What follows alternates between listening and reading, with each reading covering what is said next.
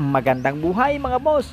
Medyo natagalan tayo sa ating pangatlong episode ng How to Start Right sa pag-uumpisa ng ating manukan dahil inuna nating gampanan mga boss yung ating kompormiso sa ating trabaho.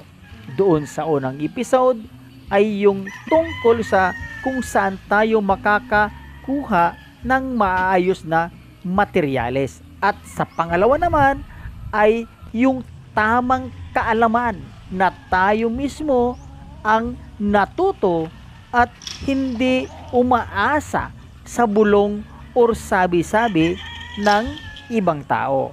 Ngayon, may pamundasyon na tayong bloodlines at mayroon na rin tayong pinagkakatiwalaan at subok na kaalaman para maparami, maalaga ang mabuti, at makondisyon ng tama ang ating mga manok na mapapalabas mula sa ating inaasahang winning line.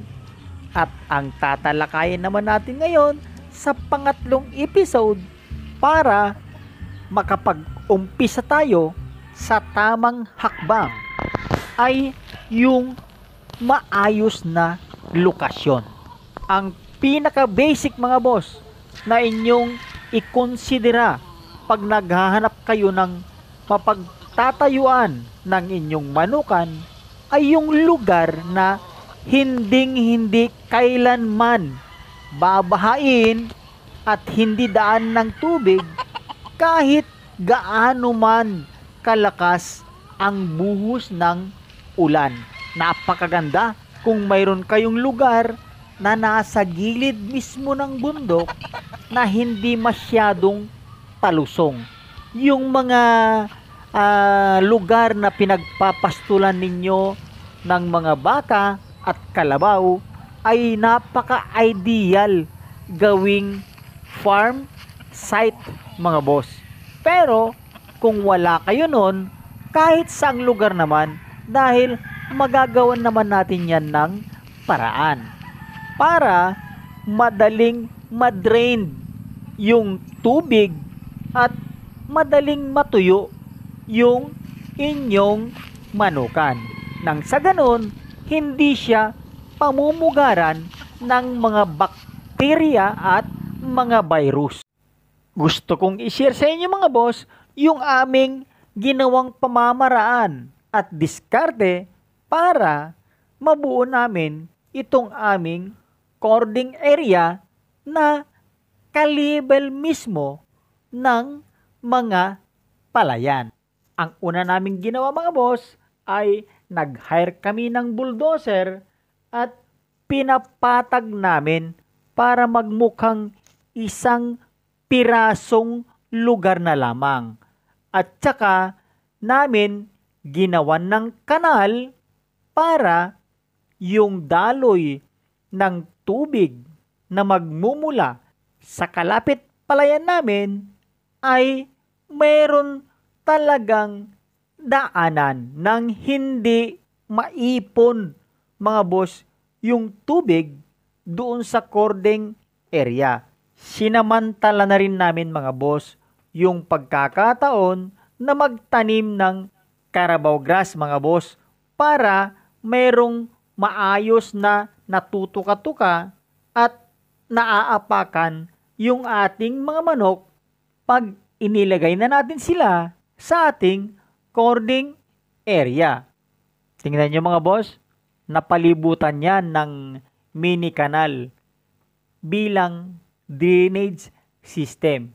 At kung napapansin nyo, may mga nakahilira dyan na damo, yan po ay Napier grass na pwede naming ipakain sa aming mga kambing at mga iba pang alagang hayop. Sa panahon naman ng tag-araw mga boss, yung Napier grass na yan ay nagagamit namin bilang lilim mismo ng aming mga manok. At pagdating naman sa ranging area, ay magagamit din natin yung pakinabang ng Napier grass para hindi masila ng mga uwak at lawin yung ating mga sisiw. Pag lumaki na naman mga boss. Yung mga damo ay pinapag-grass cutter namin para hindi siya masyadong tumaas, at pag nag-grass cutter kasi, yung kanyang puno ay sisibol at mas marami at this time. Kasi nga, naputol yung kanyang pinakamayor na halaman. Yan o. Hanggang sa unti-unti, nakakapaglagay na rin kami ng tipi habang lumalago yung mga damo sa aming cording area. At the same time mga boss, nagpapalahi na rin kami. Tama mga boss. Wala pa kaming itataling stags, nakahanda na yung tipi na aming paglalagyan. At kung mapapansin ninyo, yung sukat na yan ay 5 feet ang taas. Diyan po namin pinaplanong ilagay yung aming mga kinukondisyon na mga panlaban. At mayroon din kaming mga tipi na sadyang para sa mga stags pa lamang. Iba naman ang sukat niyan mga boss. Bali, mababa yan dahil ina-anticipate namin na kailangan munang matrain yung aming mga stags na dumapo or matulog sa kanilang roosting pole at hindi nabibiyabit pag sila ay bumababa pagdating ng umaga. Ito na rin po mga boss yung aming hinahanda na porsyon ng aming manukan bilang magsisilbing range area. Sa loob, mapapansin ninyo, madamo dahil yan po talaga yung aming purpose para nga may mapagtaguan sila mula sa mga airborne predator katulad nga ng owl sa gabi, ng uwak at saka lawin, pati yung ibong mandaragit mga boss. Matindi yun pagka nanila ng sisiw. Pero kung may mga napir at medyo masukal yung lugar, katulad niyan, hindi nila magagawa yung kanilang instinct na lilipad-lipad na nasa taas, nag-hover, nagmamanman, at biglang dadive para makuha niya yung ating mga manok sa loob ng range area. Dahil maibabangga po yung kanyang pakpak at sigurado hindi na siya makakalipad pataas hanggang sa mahuli na natin siya. Bibihira lang ang sumubok sa mga lawin at uwak para lang makakuha ng sisiw. Alam din po nila mga boss, aware sila sa kanilang kakayahan na sasabit nga yung kanilang mga pakpak sa dahon ng napier. Mapupuluputan ng dahon ng napier yung kanilang pakpak. At katulad nga, ang napapansin ninyo sa aming range area, may lugar siya na may tanim na napier, may lugar din siya na open sunlight, direkta, para pag gusto ng mga manok natin na magpaaraw at maggubgob, ay mayroon silang lugar na mapupuntahan. And then, pag na-sense na nila na nandyan na si lawin, pwede na silang tumakbo at sumuksok doon sa kailaliman ng napier. So, secured na secured sila, mga boss. Ganyan lang ng ganyan ang ginagawa namin, mga boss. Nung una, pag lumago yung damo, ginagrass cutter namin, at unti-unti, kinukumpleto na namin yung mga tipis, mga scratch pen, mga fly pen na aming kakailanganin in the future. At the same time, nagtanim na rin kami ng mga mahogany trees bilang windbreaker sa aming perimeter area para mas safe ang aming mga manok kontra sa predators na katulad ng sawa, bayawak, musang, at saka yung mga aso ng kapitbahay mga boss, ay pinalibutan namin ang buong lugar ng goat wire sa ilalim at sa taas naman ay yung fish net. Ayon sa aking eksperyensya mga boss, kung kayo ay magtatayo pa lamang o magbabakod pa lamang ng inyong manukan, wag na wag po kayong gagamit ng goat wire or hog wire na panlagay sa ibaba bago lagyan nyo ng fish net sa ibabaw.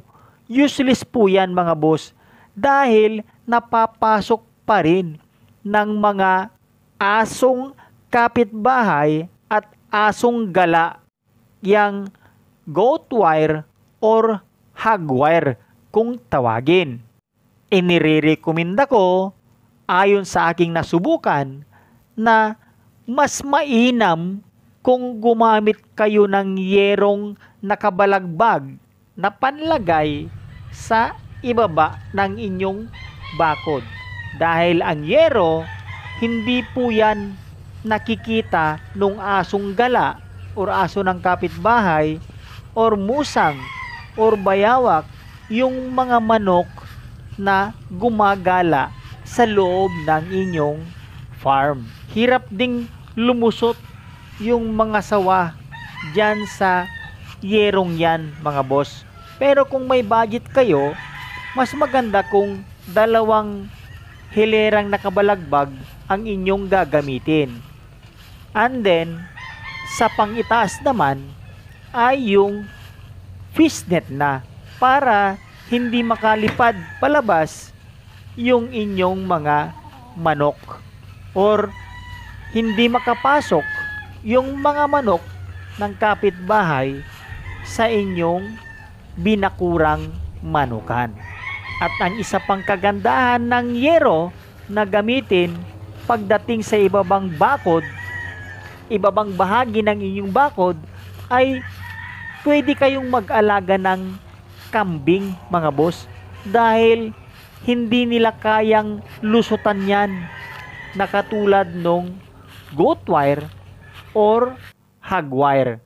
Ngayon mga boss, nagawan natin ng paraan para hindi bahain yung ating cording area na ka-level ng mga nakapaligid niyang palayan. Ibig sabihin, nasa lowland area yung lugar mga boss.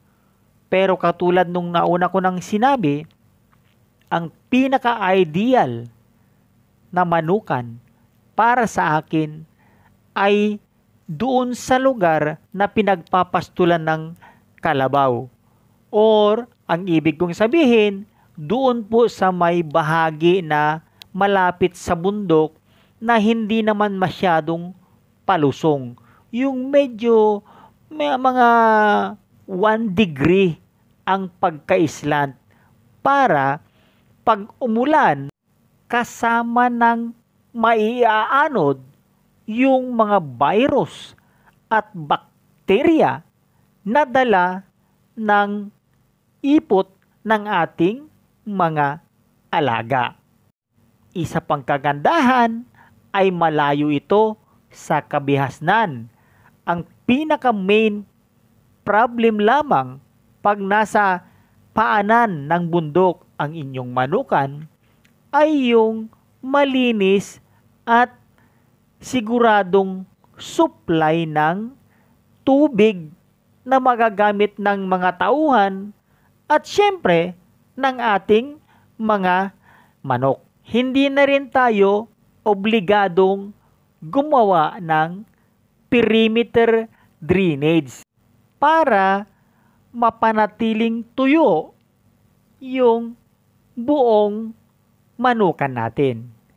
Siyempre, naka-slant yan pagkatapos ng ulan mga boss, automatic umagos na rin kagad yung tubig.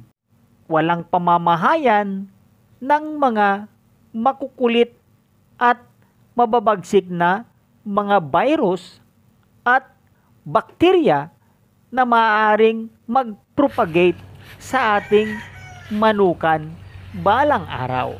Ayan mga boss, pwede tayong mag-umpisa ng ating manukan pag nakahanap na tayo ng maayos na lugar. Siyempre, mapapatag man yan or mapasagilid ng bundok, it's your call. Kumbaga sa pagpipili ng manok, it depends sa kung saan ang inyong kursyonada kasama ng inyong maayos na budget. Hanggang sa muli. Bye for now.